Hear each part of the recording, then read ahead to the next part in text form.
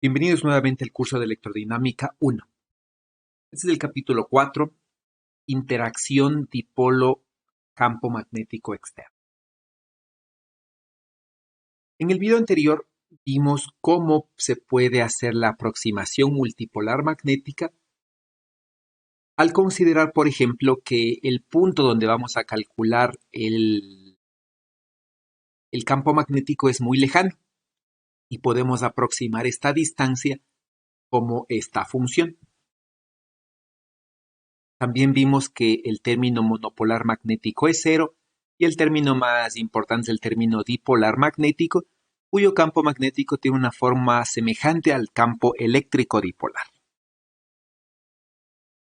Por otro lado, vimos cómo la aproximación multipolar también se la puede hacer en función de los polinomios de Legendre.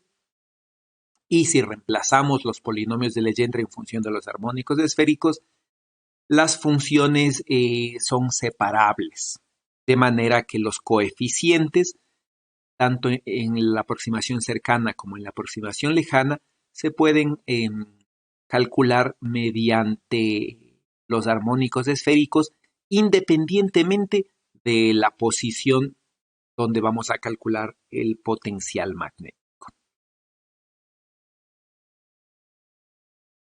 Ahora, si nosotros, por ejemplo, tenemos un dipolo, un cuerpo, ¿no es cierto? Un cuerpo que venga representado por su dipolo magnético.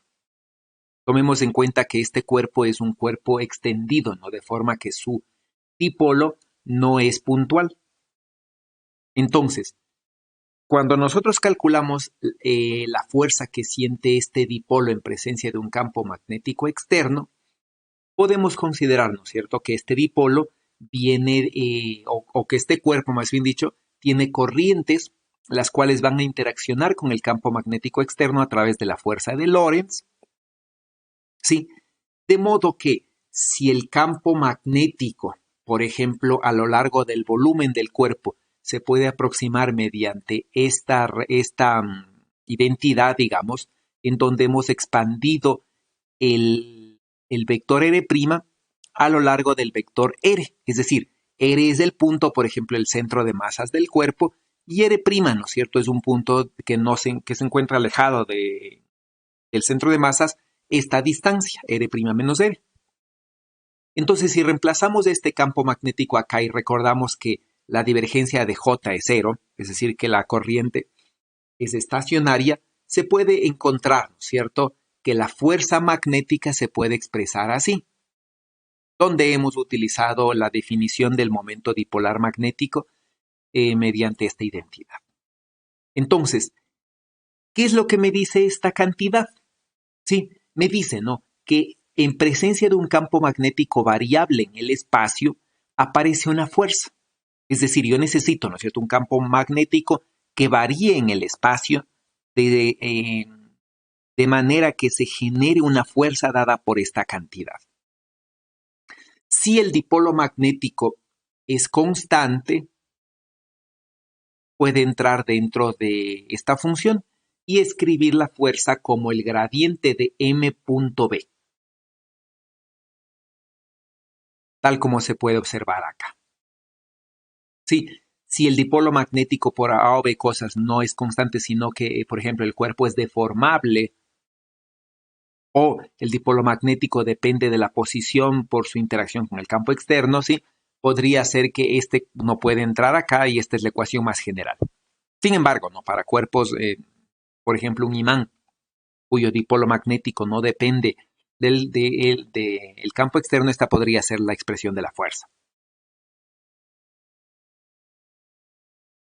También hay que recordar que esta aproximación es válida cuando el campo magnético en un punto R' diferente del centro de masas puede ser aproximado mediante esta cantidad.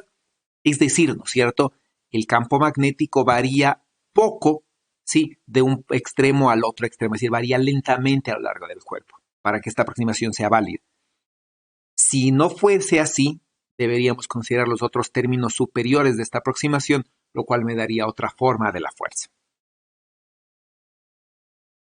Ahora, Si nosotros tomamos este diferencial de fuerza, es decir, solamente la componente de la integral, y para calcular el torque R cruz dF e integramos, ¿sí? Igual, ¿no? Con esta aproximación y suponiendo este dipolo, podemos demostrar que el torque que aparece sobre el dipolo, sobre el cuerpo, tiene dos términos, ¿sí? Este torque es el torque que hace que gire el cuerpo alrededor de su centro de masa. Entonces, ¿no? El momento dipolar magnético rota en presencia de campo magnético hasta alinearse con el campo magnético externo, donde el torque sería cero, por ejemplo. Entonces, este primer término genera un giro del dipolo magnético sobre su propio eje. Sí, hasta alinearse con el campo magnético externo, por ejemplo. Este segundo término, en cambio, genera un torque que traslada al cuerpo de un punto a otro. Es decir, este torque genera traslación del cuerpo. ¿Sí? Y es el producto cruz entre la posición del dipolo, es decir, del centro de masa del cuerpo, producto cruz la fuerza neta, ¿no? Es decir, esta componente.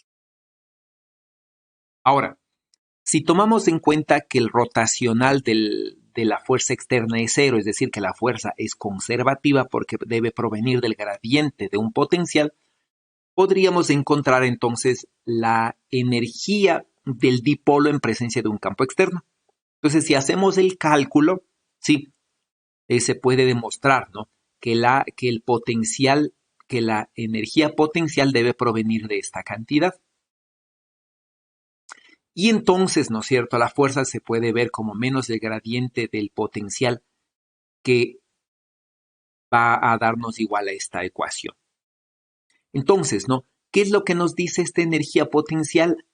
Que tiene la misma forma que la energía potencial dipolar eléctrica. Sí, un dipolo magnético tiene la menor energía cuando está alineado con un campo magnético externo. Sí, entonces este punto recordemos que es un punto de equilibrio estable. Cuando en cambio, ¿no? El producto punto es máximo, pero porque el dipolo está en dirección contraria al campo, ese punto de equilibrio recordemos que era un punto de equilibrio inestable. ¿Sí? Además, ¿no es cierto? Esta fuerza va a hacer que siempre el dipolo tienda a irse hacia zonas, la energía potencial va a ser máxima donde el campo magnético es máximo. Es decir, la fuerza tiende a irse hacia zonas de menor campo magnético. Muchas gracias por su atención.